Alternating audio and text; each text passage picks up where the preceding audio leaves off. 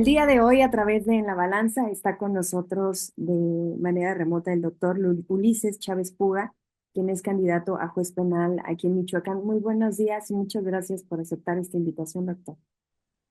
El gusto es mío, buen día.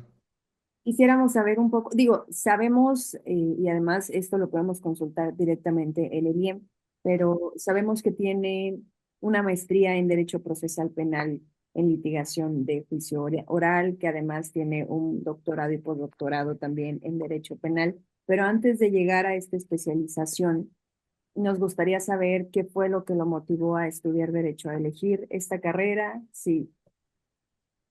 Ay. Gracias. Yo inicialmente, dentro de mi formación profesional y académica, siempre me llamó la atención el derecho, desde luego en la rama penal. Es una labor muy importante, una carrera muy importante porque la seguridad es necesidad de todos como población. Eso fue uno de los principales factores que me ayudó a tener un perfil profesionalizado y especializado en este tipo de materias. Como pude ir avanzando con mis estudios, pude iniciar como agente de investigación al interior de lo que era la Procuraduría General de la Justicia del Estado. ¿Recuerda algún caso en particular que haya marcado la visión que el día de hoy tiene de justicia? No sé si estudiando la carrera, alguna de las especialidades o ya litigando, siendo usted quien efectuara o dirigiera como el juicio, probablemente como un observador, pero existe un caso que lo haya marcado de forma particular. En esencia, considero que es la vocación. Yo desde que estaba ya en la secundaria, desde luego que es ahí donde ya tienes un poco más de conciencia para hacer las cosas entrado en razón. Dentro de las materias que llevaba, también tuve a bien llevar mentores que eran especializados en el ámbito del derecho, pero sobre todo en el derecho penal. Eso fue haciéndose un gusto por mí, fortaleciendo mi vocación y que ya en el nivel bachillerato pude retomarlo y hacerlo un poco más especializado, porque recordemos que en ese tipo de cuestión educativa, pues no es una propiamente una forma de especializarte, pero ya con la vocación y a través del bachillerato puedes dar cuenta qué es lo que te gusta, por qué te gusta y seguirlo puliendo conforme a tus expectativas y necesidades. En esencia no hubo un caso en específico, era en general, había mucha violencia, incluso la sigue habiendo.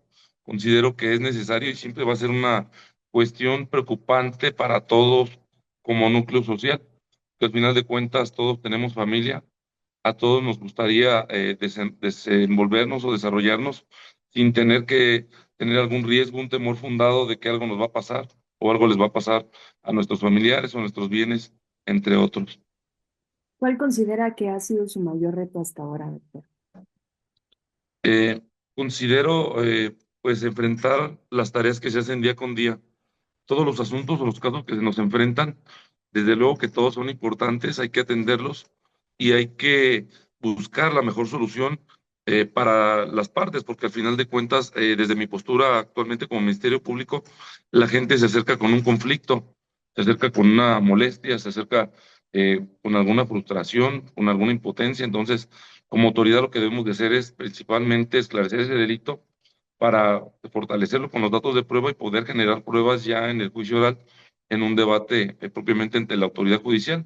Y ahora es por ello que yo ya domino esta cuestión, pretendo hacerlo y materializar la justicia ya desde el otro ámbito y tomando en cuenta pues posturas y sobre todo la legislación para que ésta esté debidamente soportada y garantizar el Estado de Derecho de las partes, porque recordemos que todos forman parte de la sociedad. ¿Considera que esa es una de sus más grandes fortalezas o cuál diría que es su fuerte en esta contienda? Yo creo que mi más grande fortaleza en esta contienda es precisamente mi perfil, eh, tomando en cuenta la trayectoria laboral. Yo al ser agente de investigación pude dar cuenta incluso de las alertas del número de emergencias.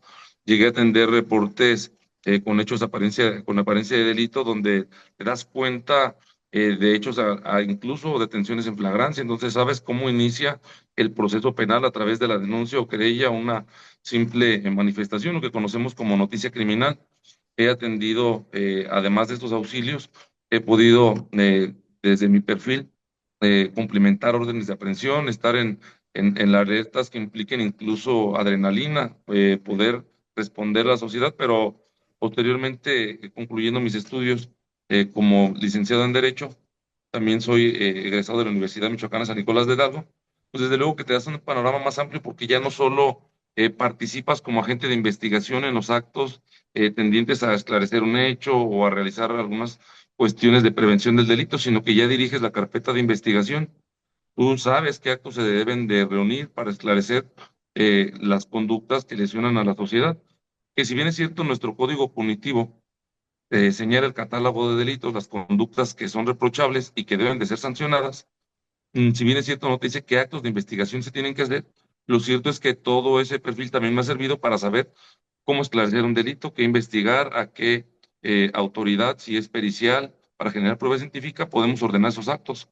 Y actualmente, como los litigo ante un juez de control, pues sé las determinaciones, algunos de los criterios de los diversos jueces aquí en el estado, y eso me ha permitido consolidar mi carrera para hacerla más sólida y pues ahora materializar la justicia. Ya sabemos cómo se hace la procuración de justicia, cómo se generan estos actos de investigación, cómo se fortalece una investigación, pero sobre todo, además del esclarecimiento de los hechos, porque al final de cuentas lo importante es el llegar a la verdad. ¿Considera que la justicia en México es accesible para todos?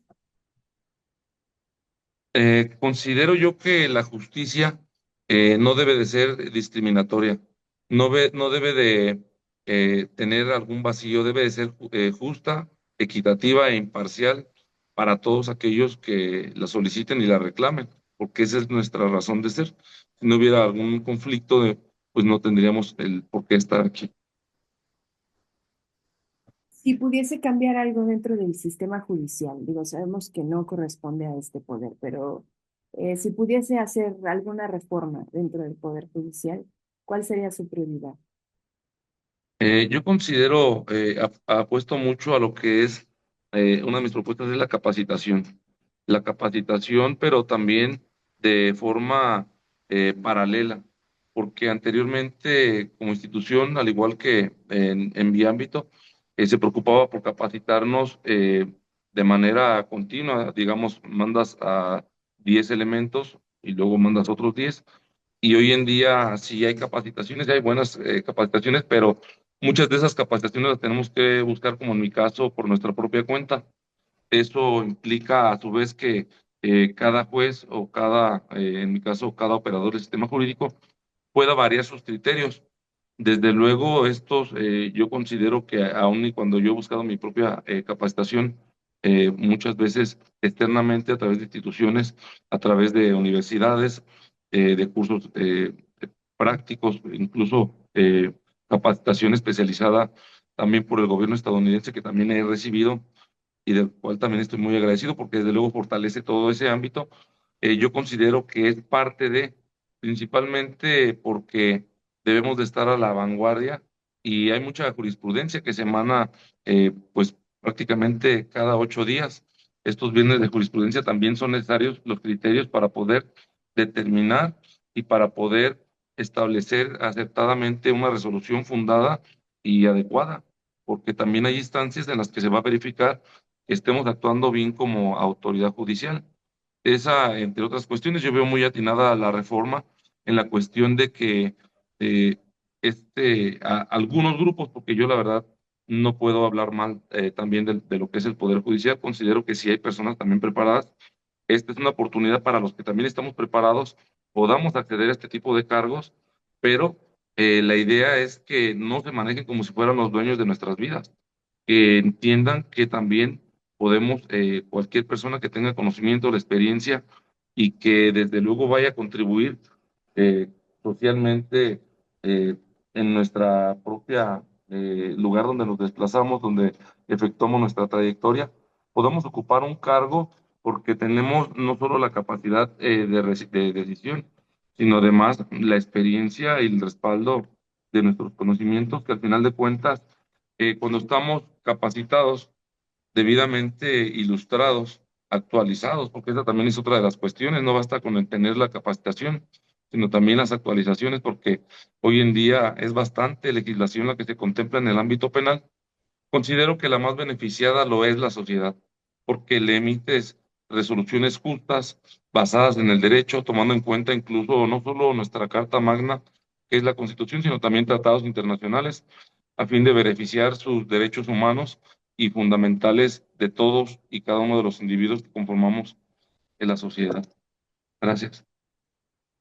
Le pedimos a los candidatos que nos hacen el favor de tener esta charla, que enumeren o que elijan tres valores que los representan, que son como su guía o su base de manera profesional y también personal. ¿Cuáles son sus valores, doctor? Yo considero que serían objetividad, eficiencia e imparcialidad, entre muchos otros, porque cuando eres, desde luego, objetivo, pues no puedes tomar en cuenta aspectos subjetivos. Esta reforma o este proceso penal se debe resolver precisamente objetivamente, no en base a los sentimientos, no en base a lo que yo crea, porque yo puedo tener una percepción de alguna realidad, pero realmente se debe de resolver conforme a los datos de prueba, la prueba generada, y sin que ello constituya para mí una simple persuasión o simple opinión de lo que a través de mi óptica yo crea. Y eficiencia porque considero que debemos de tener un grado de resolución para poder enfrentar ese tipo de casos complejos. Yo también he enfrentado diversos tipos de complejidades, he estado en áreas de alto impacto, como es la unidad de combate al secuestro, de homicidio doloso y feminicidio, entre otras áreas. Son áreas donde se requiere un poco más de, de conocimientos en el sentido de que hay actos de investigación que no son muy comunes, a diferencia de otros delitos que también dañan desde luego a nuestra sociedad, pero son importantes porque muchas veces las víctimas ya no están.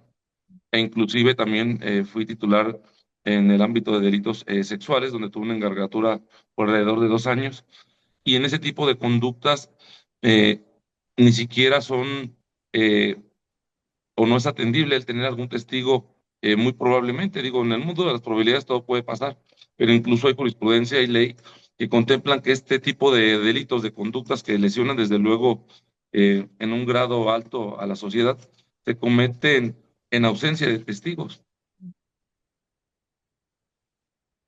¿Qué considera que es peor, un inocente en la cárcel o un culpable en libertad? Yo considero que ambos son totalmente, pues, negativos, vaya. Esta es una de mis prioridades, no tener las cárceles llenas cuando hay una persona que no cometió un delito, pero también no dejar una persona libre cuando sí lo es. Es decir, no vamos a aplicar, hablaba yo en algunas otras ocasiones de la cuestión del peso, no vamos a ver si fue una balanza que pesa más, o la izquierda o la derecha. Se trata de valorar en su conjunto un análisis muy minucioso, muy escrupuloso de todo lo que se haya generado como prueba, porque recordemos que un juez, a diferencia de yo como órgano técnico fiscalizador, pues yo puedo conocer los datos de prueba, puedo depurar la información, puedo saber qué información me sirve para perseguir un fin, de esclarecer un delito y sancionar a una persona. Pero hay un nivel paralelo que es el defensor, es él también tiene acceso a los datos de prueba y contrastar que lo que se está exponiendo corresponda precisamente a esos datos de prueba. Sin embargo, como juez, solo vas a valorar toda aquella información revisada por las partes y emitida ante la sala de un tribunal. Por ello es que debemos de tener en cuenta que todo está principalmente en la carga de la prueba, que es en el órgano fiscalizador, pero que también desde luego hay actos de investigación que se hacen y actualmente es muy común, ya las defensas también preparadas en este tipo de prueba precisamente para no cometer ninguna injusticia. Es decir, si hay una persona que cometió un delito y que se advierte satisfecha las circunstancias de modo, tiempo y lugar, es decir, que esta persona sí cometió un delito, sí participó, debe de ser sancionado. Y considero que debemos de poner penas ejemplares en los casos que sea adecuado, atendiendo también al delito, a la afectación de ese bien jurídico que protege la norma en cualquiera de sus esferas, pero sobre todo también tomar en cuenta los mecanismos alternativos de solución de conflictos o controversias, porque esto también garantizan adecuadamente justicia. No todo es penalidad, no todo es ingresarlos a la cárcel o un centro de reinserción social, sino que también debemos de apostar a la reparación del daño, porque al final de cuentas muchos de los conflictos tienen que ver con una cuestión de reparación del daño y que esta cuando se vea satisfecha, pues también tiene sus formas anticipadas de terminarlos o incluso proponer un juicio abreviado cuando sea adecuado. Si tuviese la oportunidad de cenar con un personaje histórico, doctor Chávez, ¿con quién cenaría y en esa cena qué le preguntaría? Eh, a mí me gustaría, desde luego, históricamente, hay algunos autores han marcado mi trayectoria. Eh, yo lo elegiría no políticamente, sino jurídicamente. Uno de los personajes que me han contribuido mucho a mi forma de pensar, a mi forma de seguirme capacitando, que han sido mentores en mi trayectoria, lo es Luigi Ferrajoli. Uno de sus obras en el Derecho y Razón. Considero que si yo tuviera la oportunidad de estar con él, de cenar con él, no, pues, no sé, o sea, se me vienen bastantes ideas, las traigo revueltas, todo lo que no, qué no le preguntaría más bien, porque no solo está esa obra, o sea, hay distintas obras y él, un pensante del derecho muy grande, italiano, por cierto, pero que ha contribuido no solo en la materia penal. Si lo limitamos solo a la materia penal, sería no reconocerle todo el gran personaje que es esta persona, porque él habla en general y ha servido no solo al derecho mexicano, sino a diversas organizaciones y instituciones que ha fortalecido y que sigue fortaleciendo. Entonces yo considero que con él sería con la persona adecuada. Y finalmente, en una palabra, ¿qué significa la justicia para usted? Eh, Significa darle la oportunidad a la gente de poder reclamar y sobre todo obtener lo que ella busca, lo que en un principio impotentemente pretende ser atendido por las autoridades, porque al final de cuentas esa es la cuestión, sentir un nivel de aceptación, de materialización, de descanso, incluso cuando ya le materializa la justicia porque ya quedan conformes. No siempre eh, habrá casos, porque desde luego en el ámbito penal hay que recordar que va a haber dos partes. Si hay un conflicto, solo alguien va a ganar, solo alguien se le va a dar la razón. Entonces tenemos que tener una gran responsabilidad, tenemos que ser eficientes, eficaces, pero sobre todo tenemos que tener esa capacitación para no afectar a alguna persona cuando no tengamos la certeza de que sí fue o no fue. Por eso la justicia debe de serlo el aparato que tengamos lo más justo para que todos como sociedad podamos entender que cuando fue sancionado es porque hay elementos que así lo indiquen. Doctor, muchísimas gracias por su tiempo. Le deseamos mucho éxito. Muchas gracias, saludos a todos, recordándoles que me encuentran en la boleta color salmón, soy el número 20 como candidato a juez penal. Gracias por la invitación. Hasta luego.